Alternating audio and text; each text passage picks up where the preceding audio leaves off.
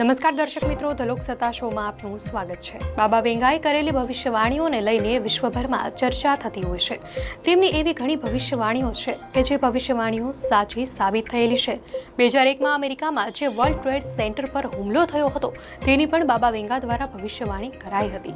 આ સિવાય 2024માં જલવાયુ પરિવર્તન અને પ્રાકૃતિક આપત્તિઓને લઈને તેમણે જે ભવિષ્યવાણીઓ કરી હતી તે પણ સાચી સાબિત થઈ। બાબા વેંગા બલ્ગેરિયાની એક મહિલા હતી। એવું કહેવામાં આવે છે કે તેમણે 12 વર્ષની ઉંમરે પોતાની આંખોની રોશની ગુમાવી દીધી હતી।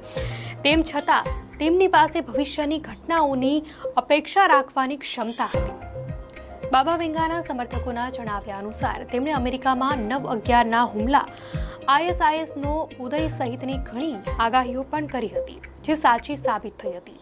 જો કે તેની ઘણી આગાહીઓ ખોટી પણ સાબિત થયેલી હતી। બાબા વેંગાના સમર્થકો તેમને બાલ્કન્સનો નોસ્ટ્રાડેમસ પણ કહે છે। બાબા વેંગાનું 1996માં અવસાન થયું હતું। તેમના દ્વારા કરાયેલી ભવિષ્યવાણીઓ હજુ પણ તેમના સમર્થકો દ્વારા જારી કરવામાં આવે છે। ત્યારે વાત કરીશું બાબા વેંગાની એ ભવિષ્યવાણીઓ વિશે કે જે આર્ટિફિશિયલ ઇન્ટેલિજન્સની મદદથી દુનિયા માટે કરાઈ છે।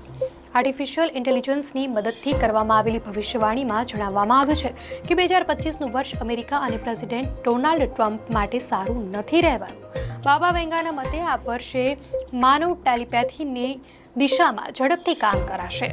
આનો અર્થ એ થયો કે ટેલિફોન કે મોબાઈલ ફોનની કોઈ જરૂર રહેશે નહીં, બલકે મનુષ્ય માત્ર એકાગ્રતાથી ટેલિપથી દ્વારા એકબીજા સાથે વાત કરી શકશે। આનાથી પરસ્પર સંચારમાં ક્રાંતિકારી ફેરફારો થઈ શકે છે।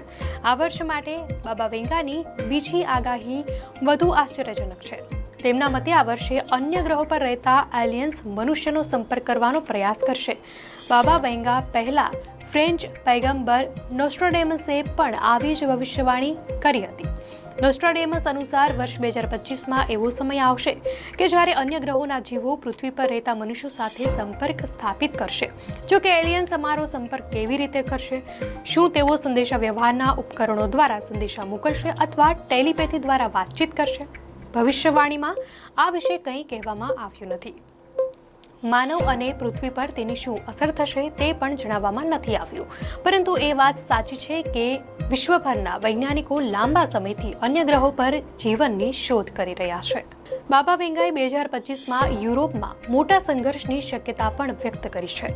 આ સંઘર્ષ કયા દેશો વચ્ચે થશે અને કોણ તેના દાયરામાં આવશે તે વિશે કંઈ કહેવાયું નથી, પરંતુ જે રીતે યુરોપમાં રશિયા અને યુક્રેન વચ્ચે છેલ્લા 2.5 વર્ષથી યુદ્ધ ચાલી રહ્યું છે, આવી સ્થિતિમાં જો બંને પક્ષો અતિશયોક્તિભર્યા પગલાં ભરે તો સંઘર્ષ ફેલાતા વાર નહીં લાગે। આ સાથે આ વર્ષે વિશ્વમાં મોટી કુદરતી આફતની પણ આગાહી કરવામાં આવી છે।